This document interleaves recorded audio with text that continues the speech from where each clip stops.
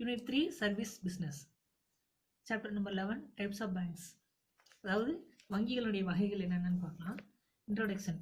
There are different types of banks performing different sets of functions. அதாவது நிறைய வகையான different types of banks பார்த்தீங்கன்னா நிறைய different set of functions வந்து இருக்கு. சரிங்களா? Through all types of banks deal in money. Each type of cater to the needs of different sectors. அதாவது அனைத்து வங்கிகளையும் பார்த்தீங்க அப்படின்னா மணி பண சம்பந்தப்பட்ட செயல்களையும் செய்யறது மட்டும் இல்லாம each type of cater to the needs of different sectors. So அது மட்டும் இல்லாமல் ஒவ்வொரு வகை வங்கிகளும் பார்த்தீங்கன்னா ஒவ்வொரு துறையினுடைய தேவையும் பார்த்தீங்கன்னா பூர்த்தி செய்கின்றன. Therefore, a study of all these types of banks is essential. So நம்ம அனைத்து வகையான வங்கிகளை பற்றி படிப்பது மிக முக்கியமான ஒன்று. Different types of banks can be understood by a glance at the chart given in the chapter 10. So இதுக்கு முன்னாடி சாப்டர் நம்ம பார்த்தோம். அதாவது டிஃப்ரெண்ட் டைப்ஸ் ஆஃப் பேங்க்னுடைய சார்ட் நம்ம பார்த்தோம். ஸோ அதை ஒன்ஸ் ரீகால் பண்ணி பார்த்துக்கோங்க. Then types of banks. So banks வந்து எப்படி கிளாஸிஃபை பண்ணலாம் அப்படின்னா, first one based on functions of banks. Second one based on status given by the RBI Reserve Bank of India. Third one based on the ownership pattern. அப்படின்னு பேங்க்ஸை வந்து நம்ம 3 டைப்பாக வந்து கிளாஸிஃபை பண்ணலாம். So now let us go to see the first function based on functions of banks. அதாவது first one பார்த்தீங்க அப்படின்னா சென்ட்ரல் பேங்க். சென்ட்ரல் பேங்க் பார்த்தீங்க அப்படின்னா நம்ம லாஸ்ட் சாப்டர்ல அதாவது ஆர்பிஐ பற்றி பார்த்தோம் இல்லைங்களா, அந்த ஃபங்க்ஷன்ஸ் நம்ம ஆல்ரெடி பார்த்தாச்சு. சரிங்களா? ஸோ இப்போ ரெண்டாவது நம்ம பார்க்க ஒரு ஃபங்க்ஷன் என்ன அப்படின்னா commercial bank. So commercial bank அப்படின்னா எதை சொல்லுவோம் அப்படின்னா அந்த வணிக வங்கி இதை வந்து கமர்ஷியல் பேங்க்னு சொல்லுவோம். பாருங்க, banks which accept deposits from the public and grant loans to traders, individuals, agricultural industries, transport, etc. அதாவது இந்த வணிக வங்கிகள் பார்த்தீங்க அப்படின்னா யாருக்கெல்லாம் பப்ளிக் கிட்ட இருந்து டெபாசிட்டை வாங்கிக்குது, தென் அது மட்டும் இல்லாமல் லோன்ஸ் கொடுக்குது. யாருக்கெல்லாம்? வியாபாரிகளுக்கு, தனிநபர்களுக்கு, தென் வேளாண்மை விவசாயிகளுக்கு, தொழில்துறைக்கு, டிரான்ஸ்போர்ட். சரிங்களா? ஸோ இவங்களுக்கு எல்லாத்துக்குமே வந்து லோன்ஸ் வந்து ப்ரொவைட் பண்ணுறாங்க. Then in order to earn profit. So இது மட்டும் லோன் ப்ரொவைட் பண்ணி அது மட்டும் இல்லாமல் லாபம் சம்பாதிக்கணும் அப்படின்னு நோக்கத்தையும் இந்த கமர்ஷியல் பேங்க்ஸ் வந்து ரன் ஆகிட்டு இருக்கு. Then other lending. their lending is an in comparatively small amounts and mostly for short term and medium.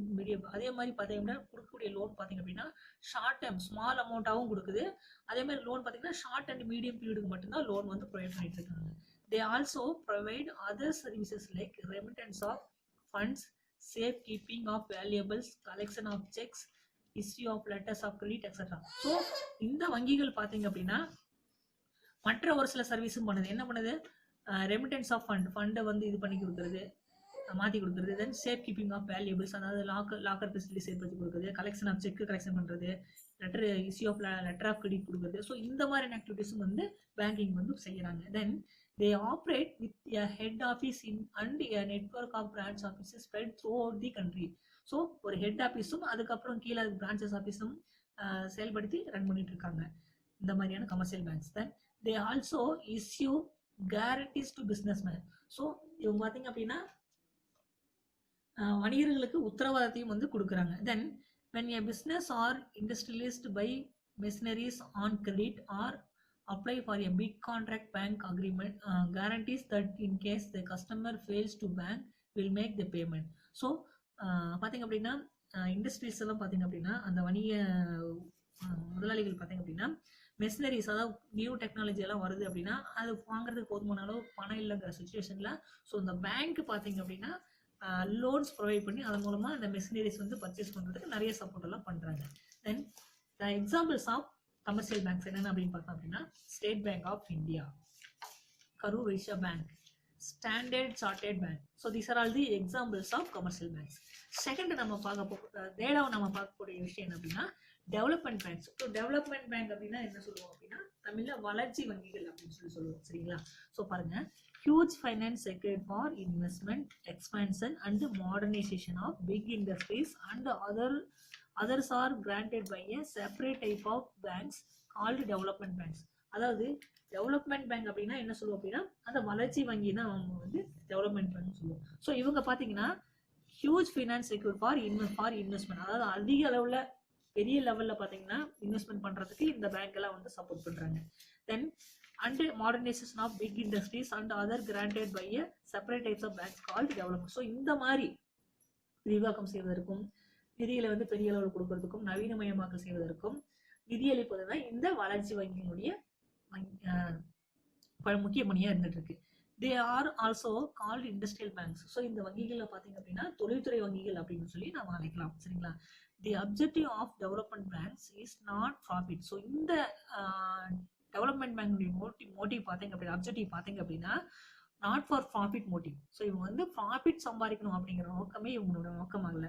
There aim is to develop the country and create employment opportunity. அதாவது நாட்டுடைய வளர்ச்சியை வந்து அதிகப்படுத்தணும் அப்படிங்கிற நோக்கத்துக்கும் தென் employment opportunities வேலை வாய்ப்புகளை உருவாக்கணும் அப்படிங்கிற நோக்கத்துல தான் இந்த டெவலப்மெண்ட் பேங்க்ஸ் வந்து ரன் ஆயிட்டு இருக்கு. Then finance is provide by them for medium and long terms ranging from 5 to 20 years.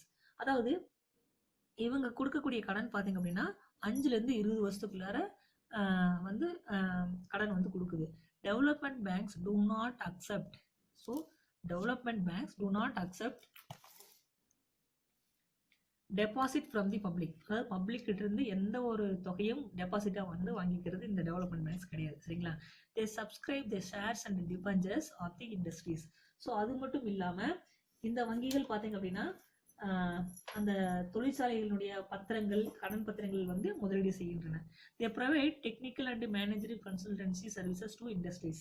So அது மட்டும் இல்லாமல் தொழில்நுட்பம் மற்றும் நிர்வாக ஆலோசனை சேவைகளையும் வந்து இந்த வங்கி வந்து கொடுக்குது. சரிங்களா? So technical and manager consultancy service to industries. So இந்த மாதிரியான சர்வீசஸ் கூட இந்த டெவலப்மெண்ட் பேங்க்ஸ் வந்து கொடுக்குது. சரிங்களா? Then IDBI bank established was the apex development bank in 1964 and was transformed into public sector commercial bank in 2004. அதாவது இந்த தொழில் வளர்ச்சி அந்த ஐடிபிஐ வங்கி தொழில் வளர்ச்சி வங்கி வந்து பாத்தீங்க அப்படின்னா 1964 தலைமை வளர்ச்சி வங்கியா இருந்துச்சு. சரிங்களா? தென் அதுக்கப்புறம் பாத்தீங்கன்னா 2004 பொதுத்துறை வணிக வங்கியா வந்து பெயர் மாற்றம் செய்யப்பட்டது. சரிங்களா? ஸோ 1964 ஐடிபிஐ இருந்தது. தென் 2004 கமர்ஷியல் பேங்கா வந்து பொதுத்துறை வணிக வங்கியா வந்து மாற்றம் செய்யப்பட்டது. தென் currently it performs both development banks and commercial bank functions.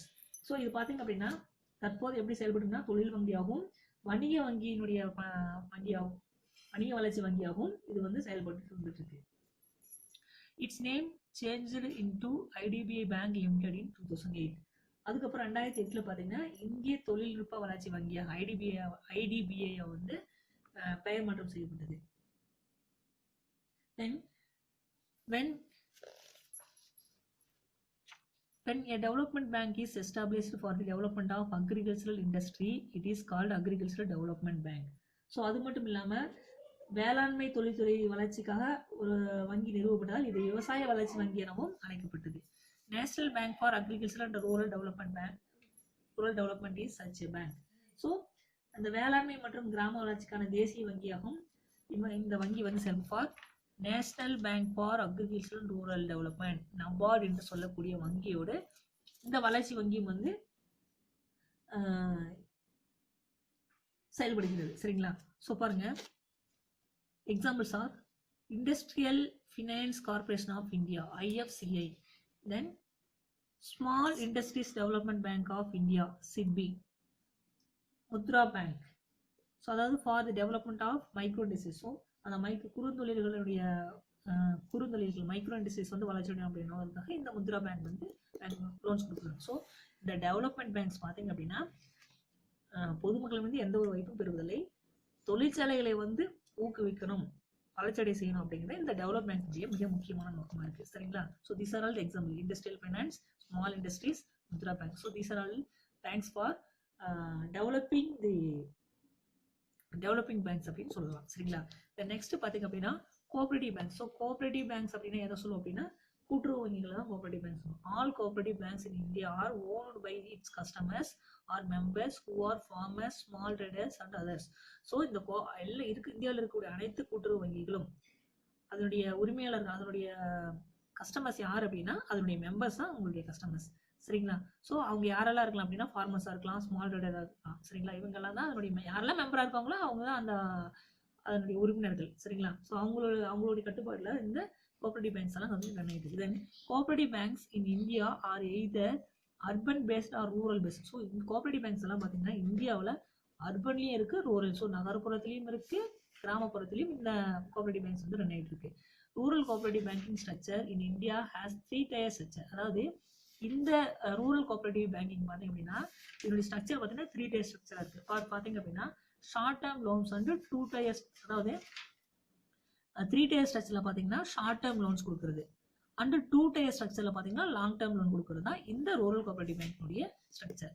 Then for both these structures the apex body in national bank for agriculture and rural development. அதாவது இந்த ஸ்ட்ரக்சர் வந்து யார் கொடுக்குறாங்க அப்படின்னா national bank for agriculture and rural development, அதாவது நபார்டு என்று சொல்லக்கூடிய அந்த வங்கிகளுடைய நபார்டுடைய கட்டுப்பாட்டின் கீழே தான் இந்த கோஆபரேட்டிவ் பேங்க்ஸ் வந்து பார்த்தீங்க அப்படின்னா ரன் ஆகிட்டு இருக்கு.